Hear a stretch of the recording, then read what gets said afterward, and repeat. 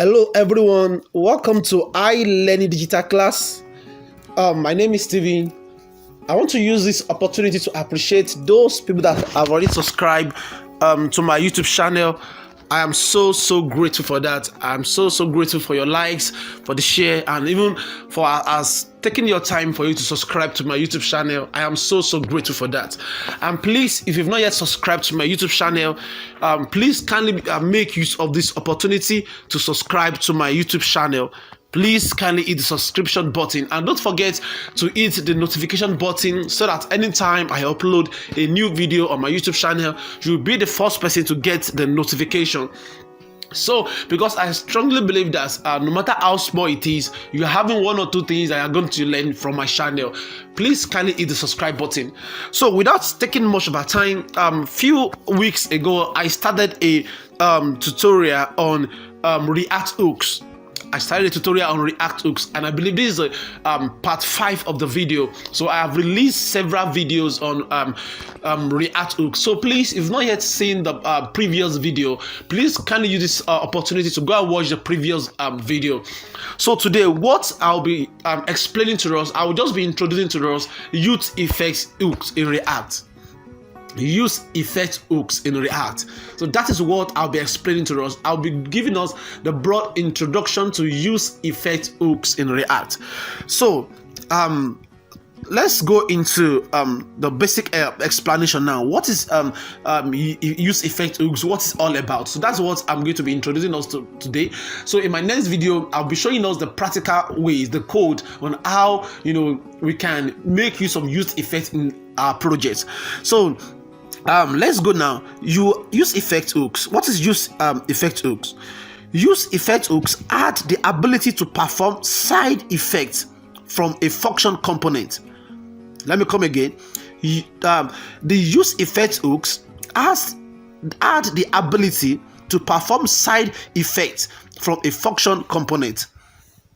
It serves the same purpose as component did mount, component did update, and components will unmount in React classes.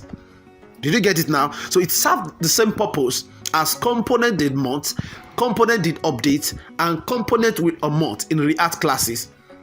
So, and when you call useEffects, you are telling React to run your effect function after flushing changes to the DOM.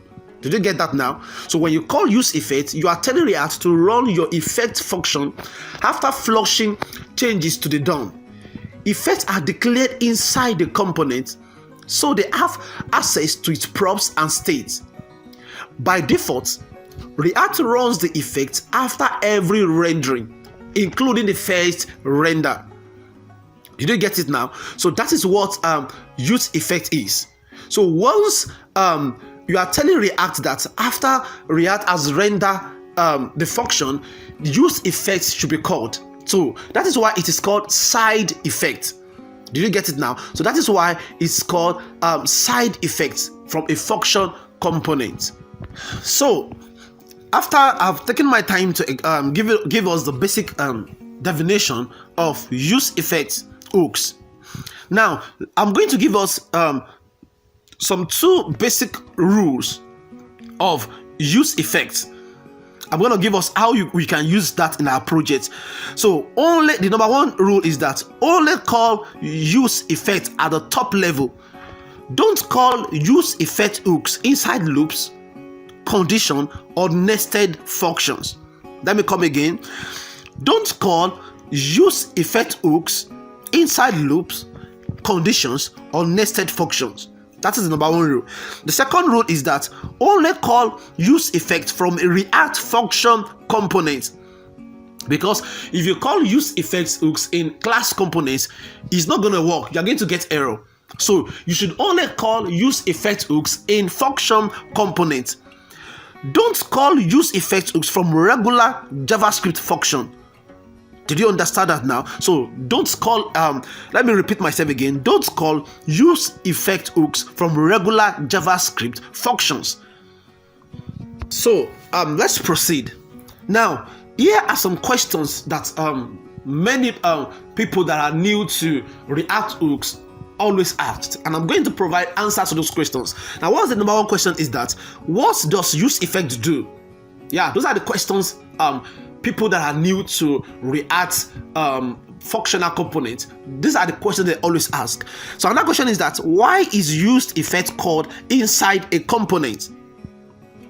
And the third question is that does useEffect run after every render? So let me provide an answer to the first question. What does useEffect do?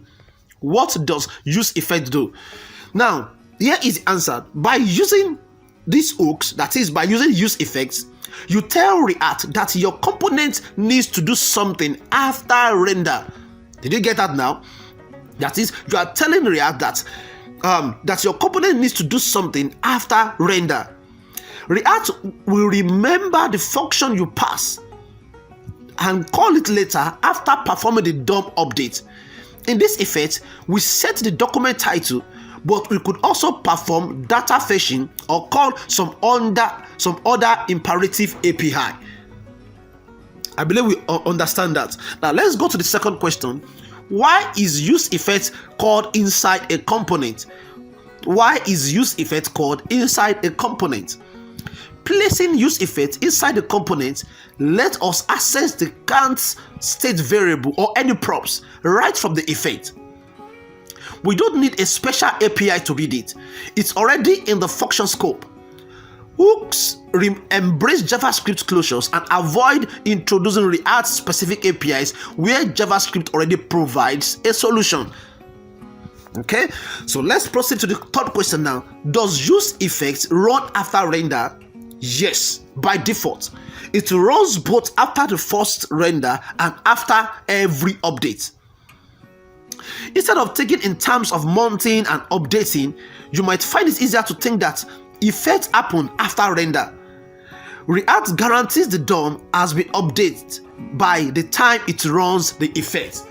So that is just the broad explanation about useEffects, what it does in our React functional component.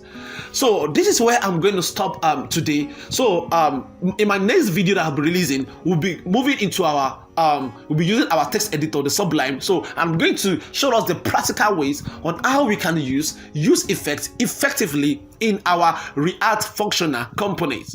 So if you have any question with what I have said today, don't hesitate. You can drop your question into the comment box below. I will definitely answer your question. So, and before I go, please don't forget to hit the subscribe. I believe you've learned one or two things today. So please, as a payback, kindly hit the subscribe button. See you in my next video. Thanks for watching. I am still your host, Steven. Thank you.